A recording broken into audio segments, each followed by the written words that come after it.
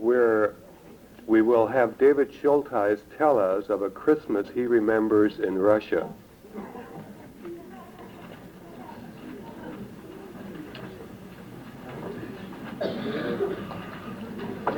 I have been asked to tell about how Christmas was celebrated in our German villages in Russia.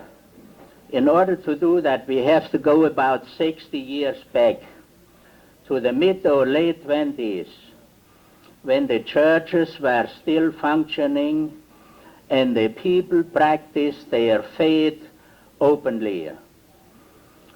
The economy had recovered from World War I, from the revolution, and also from the famine in the early 20s, and the people had become more prosperous again.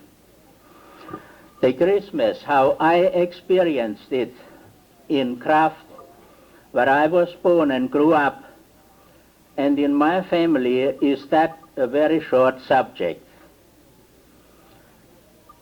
The celebration of Christmas was no different in Kraft than in any other villages, so we take that any way we want to.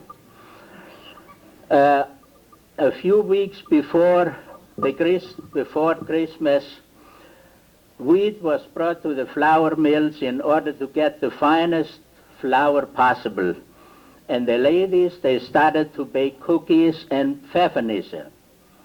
Pfeffernusse, some people know what that is, and maybe some don't. That is some kind of a gingerbread, and they used watermelon syrup that gave them a special taste. The ladies, they made their own forms for the cookies and different forms, especially of farm animals. Even it was the same dough, but the different forms and different kinds intrigued the children. When I was about 12 or 13 years old, I received a pair of, where was I? Yeah, no, I have to come back a little bit. Couple of days before Christmas, the ladies started to bake their Weihnachtskuchen. We call it coffee cakes, and our people said Dinnerkuchen. There were Streusel oder Ribbelkuchen, Honigkuchen, and Zuckerkuchen and Schnitzkuchen, to name a few, like you ladies bake sometimes when we want to raise a little money down at the neighbor fair. And a ham was baked. Now that ham was baked specially for Christmas.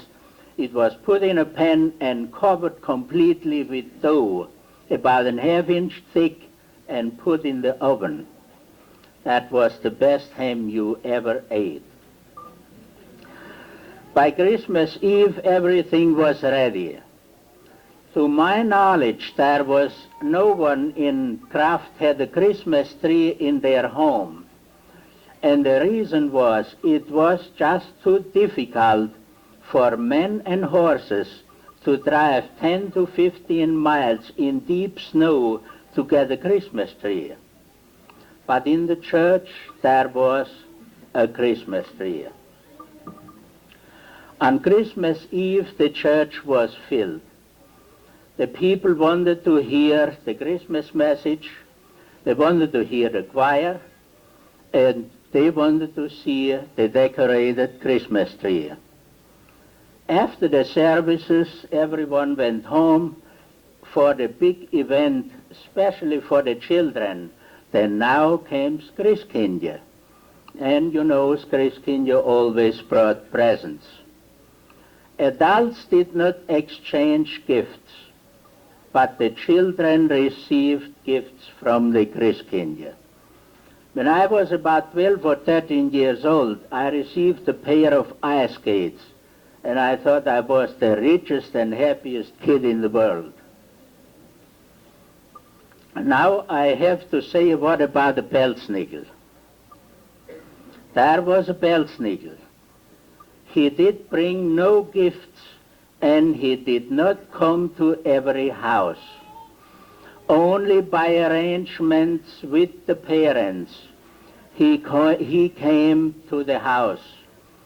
And when he came, to greet, in quotation, the unruly boys.